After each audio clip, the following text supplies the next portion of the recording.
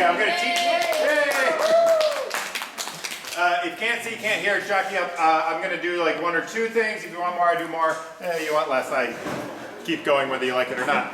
I'm going to teach you how to do a trick first, but before I teach you how to do it, you need to know what it looks like, right? And that's the way it goes. I don't want to deprive you of that moment of wonder before teaching it to you. So I'll show you the trick first, and then I'll do it. So when you go to do this trick, you need a couple things. You need some props. You need a bag of dinner rolls. These are coming out to you, sir. Oh, fantastic. Open those up. Pull out one that looks good to you. Well, first I gotta get the tie off. Yeah. That's the first trick. Twist ties. And toss one on up. Excellent throw. That dinner roll goes right here on the table like so. And you also need a little scarf. I'm going to use a little red scarf. Here's how you do the trick. Show the scarf on both sides. You show both of your hands are completely empty. And then you slowly tuck the scarf inside of your hand. See it going in there? Yeah.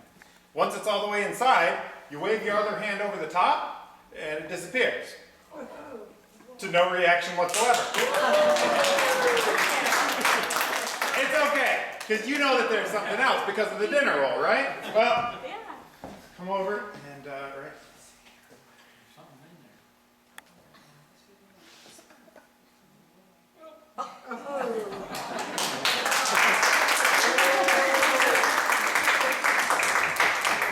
So that's what it looks like when you do the trick. Would you like to learn how to do it?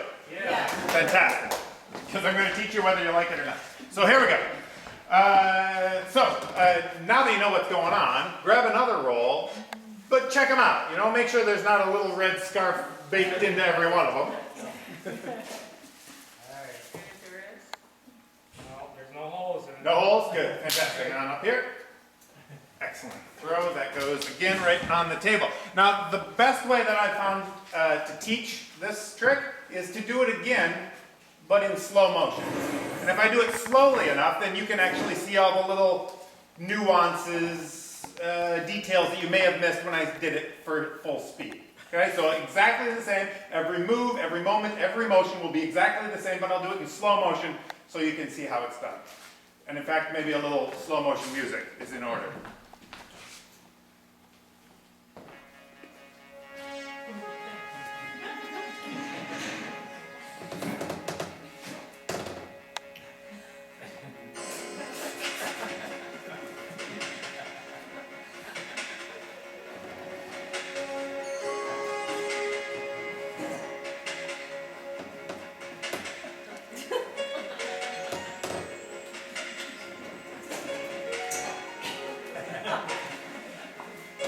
See it going in there.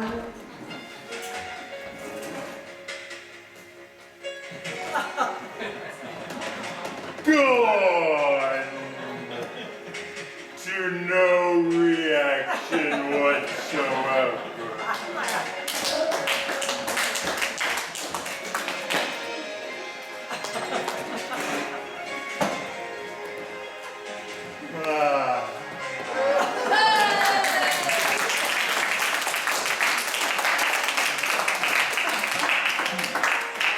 So,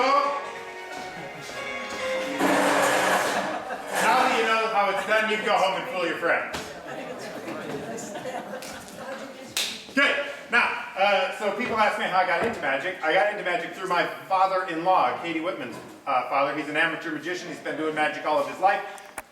But his job is not magic. His job is he's a professor of neuropsychology. So he studies the connections between the mind and the body. And they are connected, right? Our thoughts affect our physical being. We're having a good day, thinking happy thoughts. Makes us stand up nice and straight. Having a bad day, your dog gets run over by a boat. Makes you slump. Portuguese water dog.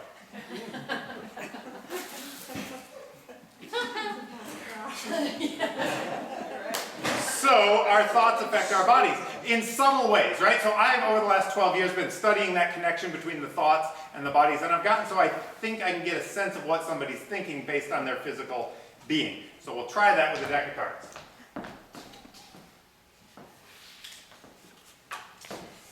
So let's try this. We'll try just, we're going to focus on the 5 senses, right? We've got 5 different senses. We'll try them one at a time. Hi, I'm Dan York. I didn't want to look at your chest. I wanted to keep eye contact. Your name is? Pat. Hi, Pat. Pat, I'm going to show you a whole bunch of cards. Just remember one that you see, okay? I won't look. You got one, Pat? Sure. You're thinking about it, yes? Sort of. Yes. Just good, because otherwise this whole thing, you think of it. Okay, Pat, so think about the card. Let's just start with the color.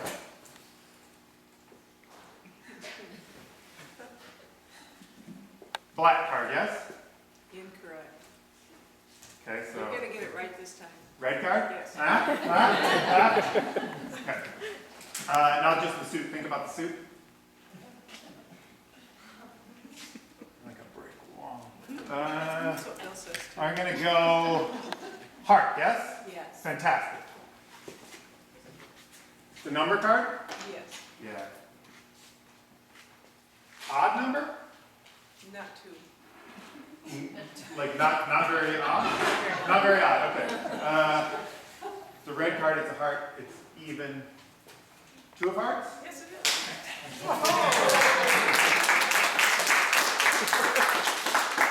So that was not mind reading, that was neuropsychology. You thought of a card, that thought affected your pupillary dilations. I looked in there, I figured it out. Simple.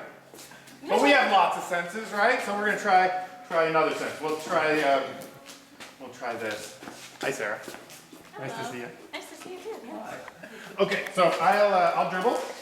You say stop wherever you stop me, that'll be yours. Say stop. Stop. Sometime before I'm at the end, that's a good thing. Hand-eye coordination, my hands, your eyes. Say stop. Stop. There? Yeah. You happy with that one?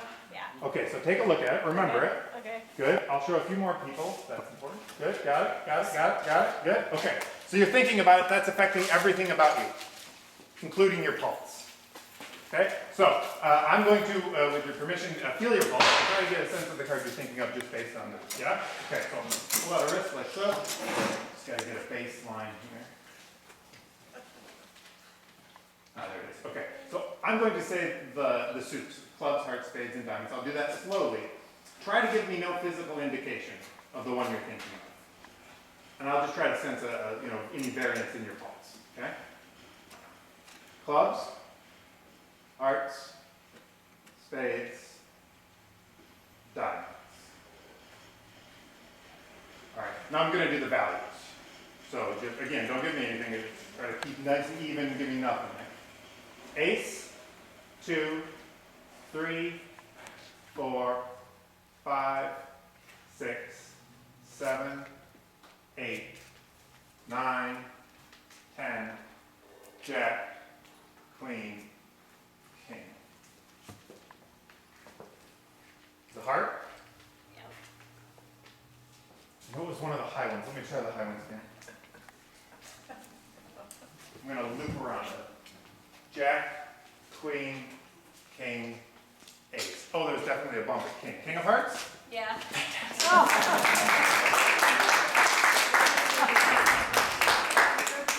A little weird. All right, so let's try another one. We'll try hearing. So I'll dribble. Oh!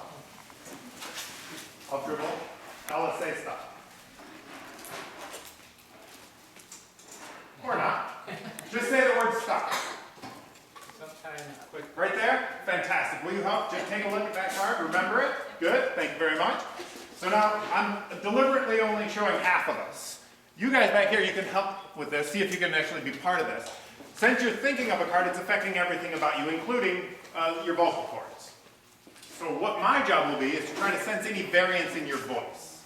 So I'd like this time for you to say clubs, hearts, spades, and diamonds, but don't give me any change, right? Don't try to, don't do clubs, hearts, spades, diamonds, right? Try to give me even keel. And I'll try to get the suit of the card, okay? And you guys try this too, since you don't know the card, okay? Clubs, Go. hearts, spades, diamonds. Oh, one more time. Clubs, hearts, spades, diamonds.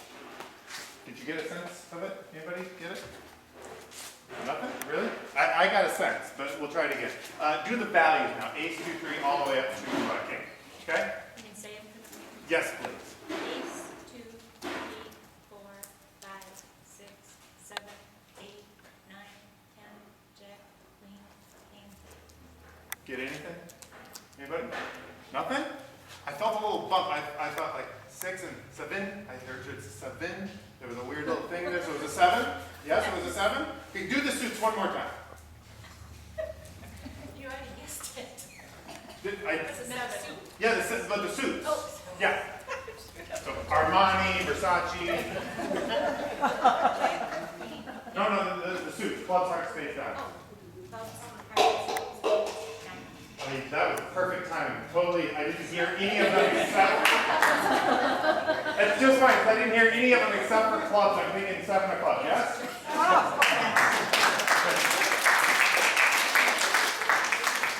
So, one more. Okay, will you help? Sure. Come on up.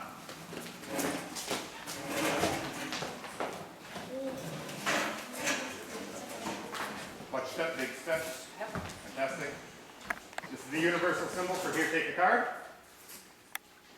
Good. Remember it, show it to them, I won't look. Good? Yep. May I come back without seeing the card? Sure. Yeah, okay, good. And back in. You're thinking about the card, yes? Yes. It's affecting everything about you, including your pheromones.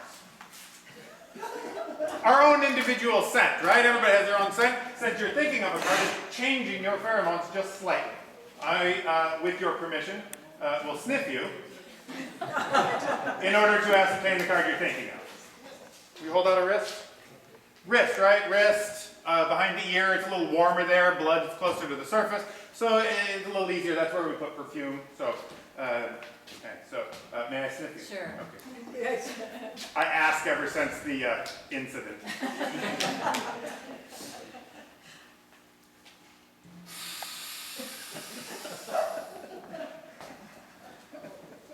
Red card.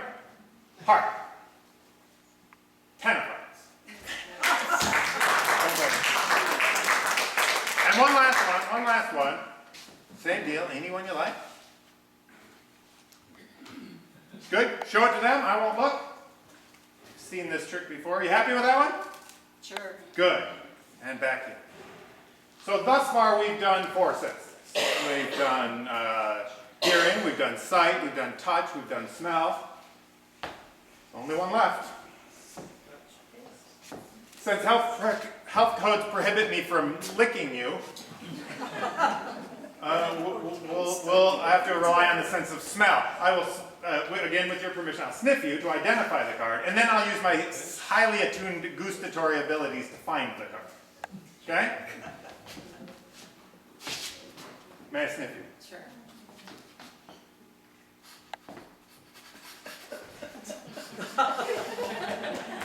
That is good pheromones. Fantastic. I know the card. I know exactly what it is. I just need to find it. Using my highly attuned gustatory abilities. This is kind of hard. I may need 3 tries. Is that okay? Whoops, say yes. Sure. Thank you. It's going to take me 3 tries either way. Yeah, I know it. Okay.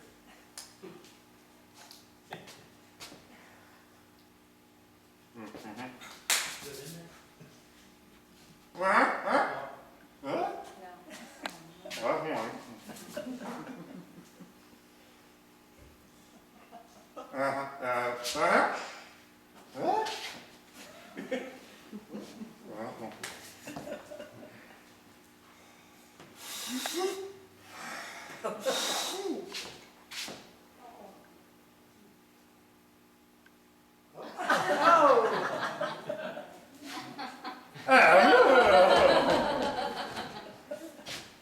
For the first time, please name your card out loud.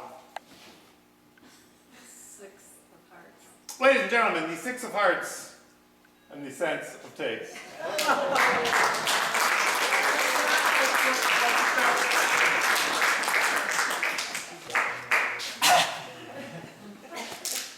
All right, 2 more. Yes, 2 more, is that okay? I can quit right now. No. 2 more. I'll tell you the reason I like magic so much. One of the reasons I like magic so much. It really it really paints a clear picture of how narrow our worldviews are. A magician, if they're doing their job right, can create this illusion of something that's completely impossible based on your perspective. Where you physically are when you watch magic changes the experience, right? If you stood behind me, this would be a slightly different experience. So what I'd like to do is I'll invite one person up, a volunteer, to come up and experience 4 moments of wonder. You will have no idea how this trick is done. But because of everybody else's perspective, you will actually see the trick. You'll see exactly how this is done. So this will be a little chance for everybody, 99% of you, to see how a trick is done. But one person who volunteers will get 4 moments of wonder, which I really believe it's a rare and precious thing, right? As kids, the whole world is magic. Then we get older and we think that we understand the way the world works. We don't. But we think so. And so when you see a magician do something that's pretty amazing, it gives you that childlike sense of wonder. So that's what I need. I need a volunteer, somebody who will come up and actually experience that childlike sense of wonder. Yeah? Donna, fantastic. Give her a hand for trying to so much. I'm going to trade places with you, but I'm going to bring this over because we'll need it.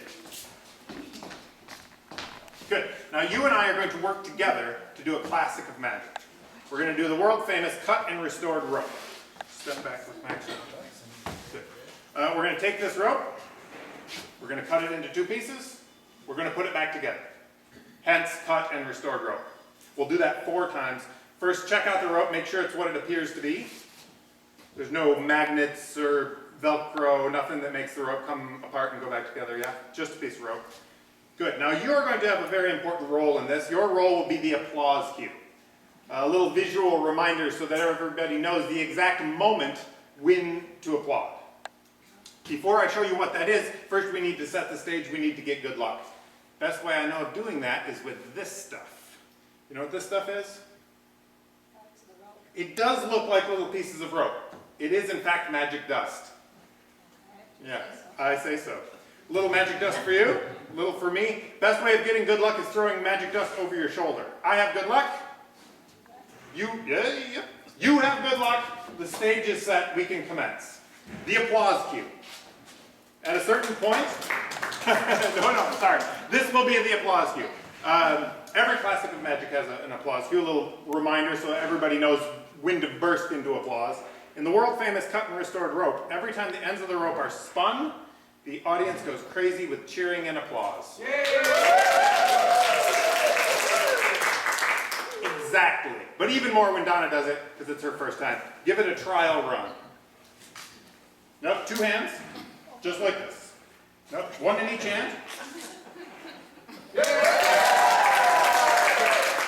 perfect. Now, like I said, there's going to be a couple different perspectives here, right? There's going to be Donna's perspective and there's going to be your perspective. Try to get a sense of what it feels like from her shoes, but don't spoil it for her, okay? Now, here we go. Since we're going to do the cut and restored rope, we need scissors. Here's some scissors. Check those out. Make sure they're what they appear to be.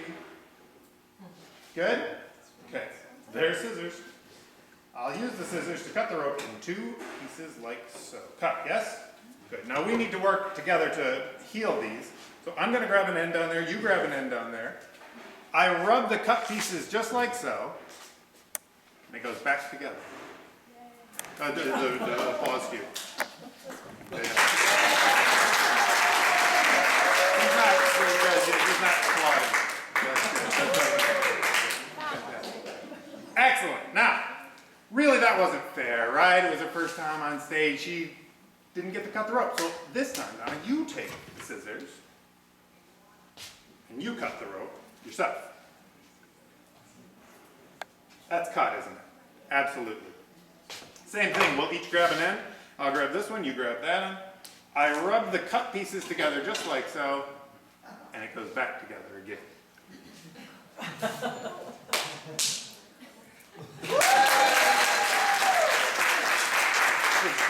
I'm sorry, I should have been a little more specific. The applause cue is like this, not like this. That's a different show. Yeah.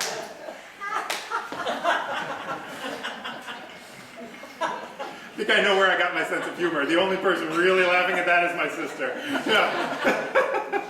I want to know what show she's been on. Now, as hard as this is to believe, not all magicians are as honest as I am. As hard as it is to believe, some magicians cheat. I know it's almost impossible to believe. Like husbands. Brings back the whole show thing, doesn't it? Yeah. Now, some magicians, they're not as honest as me. They use an extra little piece of rope. They hold it in the crotch of their thumb, just like that. That way, when they add it to the rest of the rope, it looks like they're cutting the rope itself. They're just cutting the extra piece. Charlatans. I don't do it that way. I cut the rope itself in two. This one's for me. Oh, no, I'm sorry, that one's for you. Good. I rub the two cut pieces like this. Go back together. Don't forget the...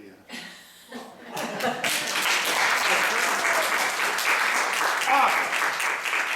There's one last way the magicians do the world famous cut and restored rope. They use... there they are. Magic dust.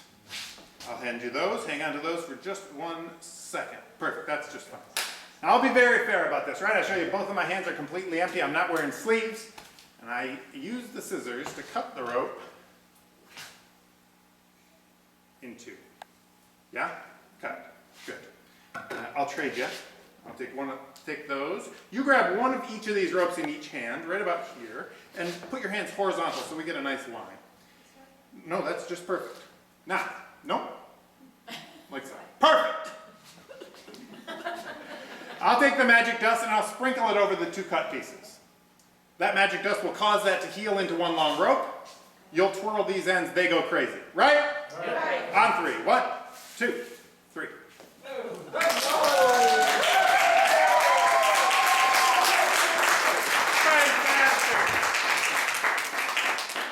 Give her a hand!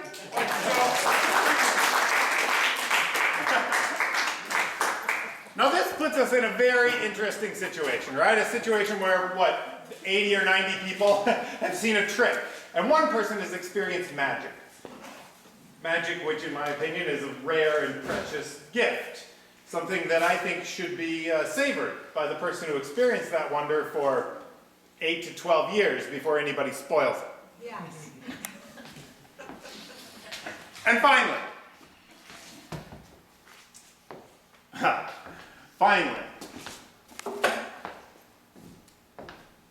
I'd come home from school, go to the farm, come inside, turn on the television.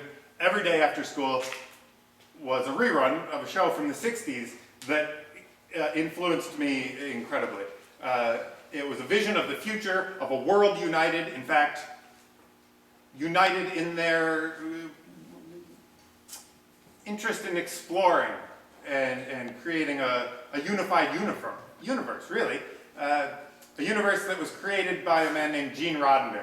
I'm talking about Star Trek, right? Yeah, fantastic. Exactly. I loved it. I love Star Trek. And you always identify with a different person in a different show. I identified with Scotty. Because Scotty got to use the coolest stuff, right? Scotty got to control the transporter. This amazing device that could take a person or a piece of equipment, dissolve it into 1 million molecules, move those molecules all across space, and reconstitute them in a new place, the transporter beam. Oh, I wanted to be Scotty. And so now, I'm proud to announce, after years of research and development in my mom's my secret underground laboratory,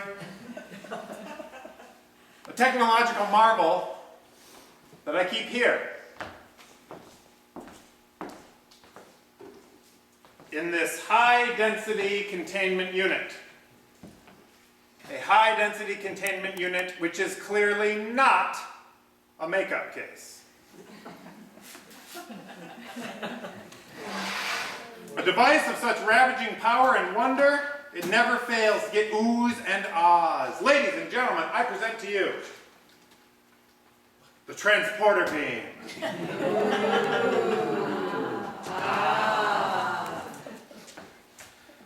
Who are you? Me? Yes, the person with whom I have eye contact? Huh? Dakota. Dakota, are you busy? No. No, will you come and help me? Cool, come on up. That's a nice necklace. Come right over here. Got two of them on. You got two? Two on? Nice. Two of the same one. Two of the same. Double duty. Love it. I'm Dan. Nice to meet you. Good. Dakota. I'm going to entrust this to you. I'm going to hand it to you. You're going to hold it just like this. And when I say so, when I say the magic word, when I say energize, that will be your time to point this transporter beam at the thing we're going to transport. You're going to put your thumb on there and you're going to push hard. Okay? But don't do it early. Okay, nobody likes that. Good. So hang on to that. Hang there. Don't you move. Now, the other thing that we need,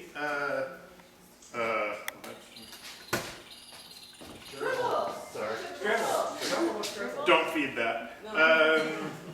Right, so we're going to need something to transport, right? We've got a transporter beam that Dakota is so ably holding on to. Not yet! Don't be premature. I can't even raise my thumb. Okay, it may be a two-hand operation. You may have to mash it with the other hand, but don't do it yet! Okay, cool. Yeah, I appreciate that you got so you could test it. So you might have to like hold it with one hand and mash it with the other hand. See if you can manage that. But don't actually push it, just try it. Yeah, that'll be good. And then you just push harder, right? It'll go click. Okay? Cool. Eventually, this thing's going to be able to do, you know, like big things.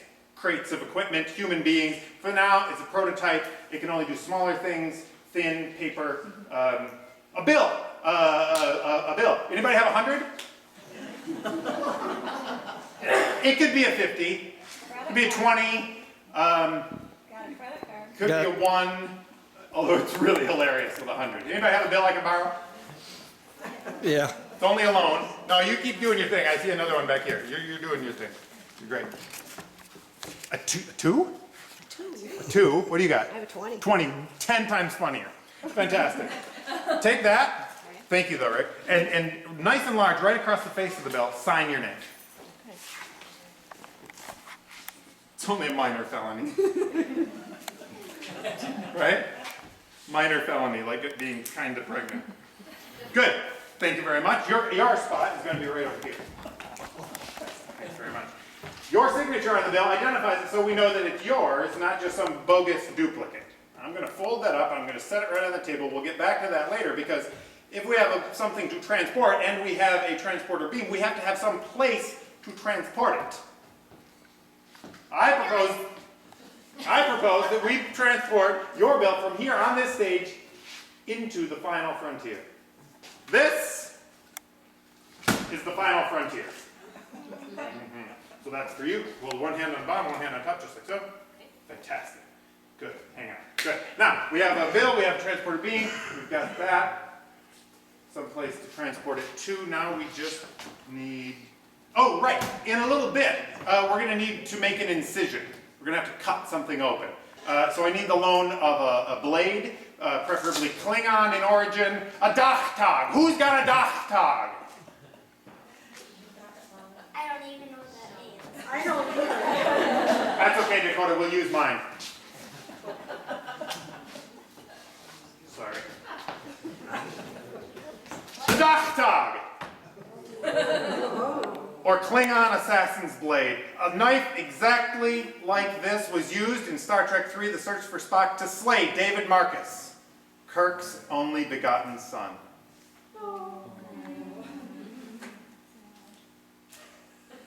Okay, that's a cool knife.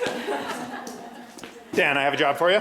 I'm going to entrust you with the Dachtag. At the appropriate moment, I'm going to say, who's got the Dachtag?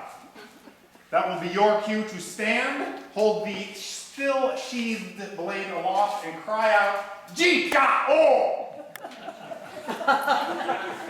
You can do it. Ji-ta-o, being, of course, Klingon for, I've got it. Okay. And if you fulfill your duties by standing, and in your most guttural Klingon of accents, crying out, Ji-ta-o! Then this rabble will be roused to give you a tremendous ovation. Right? Right! It's written right there. Good. Now, got a transporter. We've got the final frontier that we will transport into. We've got the bill that we will transport. Now let's just make sure. Still the name? Still yours. Yes, good. Dakota, are you ready? Yes, yes, that's good. That's good. So what we're going to try to do, I'm going to try to hold this in such a way that we transverse the transporter beam. We hit the bill, it dissolves and shows up over inside of the can. Cool? Okay. So we're going to use the same magic word that Kirk used when he was talking to Scotty, energize. So when I say energize, you give that a good mash and it'll go. You ready? Energize. Energize. I'm pushing as hard as I can. Oh, let go. Yeah, huh? Do again. Do again. Okay. Oh, crap. I'm sorry, that's my fault. I forgot the dilithium crystals.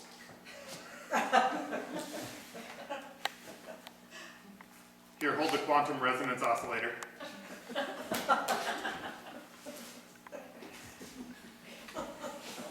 Transporter, or dilithium crystals.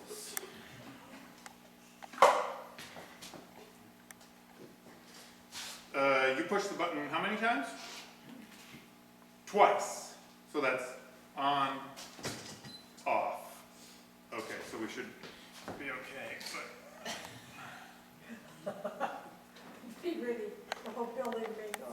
exactly.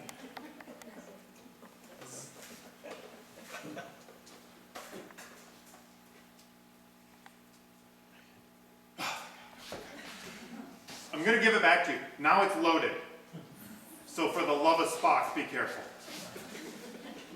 In fact, now that it's already loaded, I should have some protection. Yes, my tachyon resistant gloves. It's heavier now. It's everywhere now. You know what?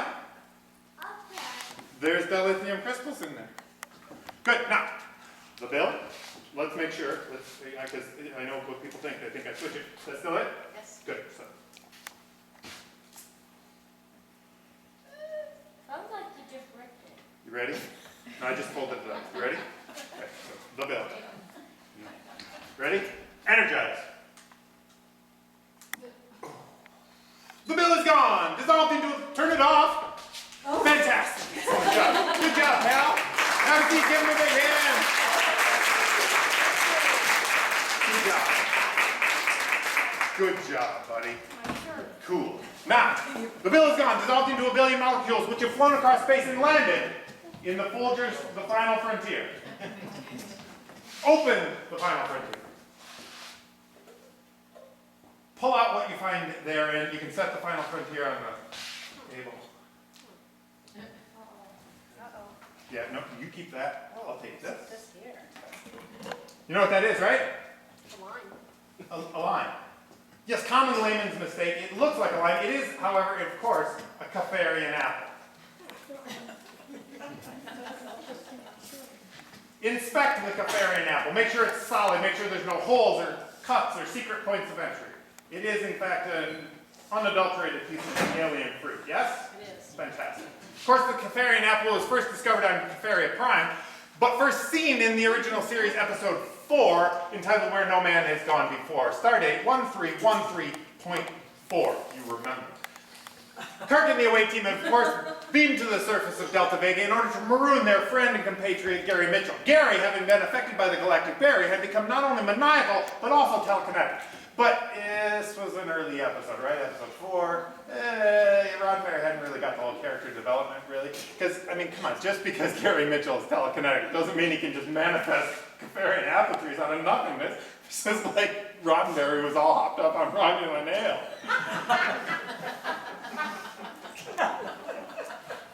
Who's got the doc dog? G-Ja-O!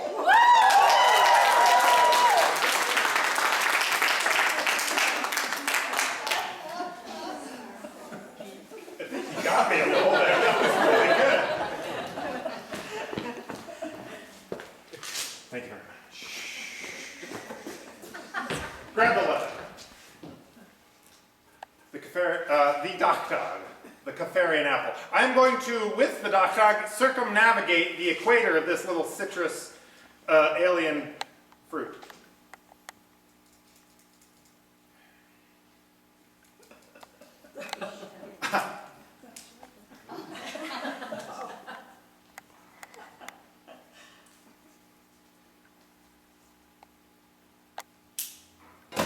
Grab the top, twist, and lift.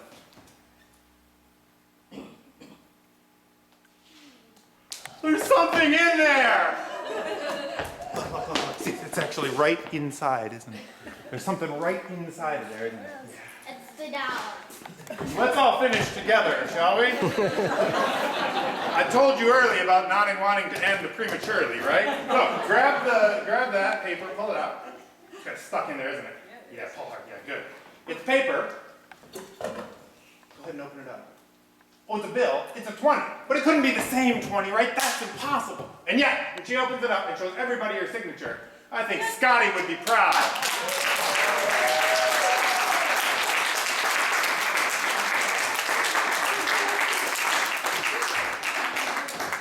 So that's it. I'm happy to do close-up magic later on. If anyone wants to see something up close, I'm happy to do that. But for now, thanks for your kind attention. Live long and prosper.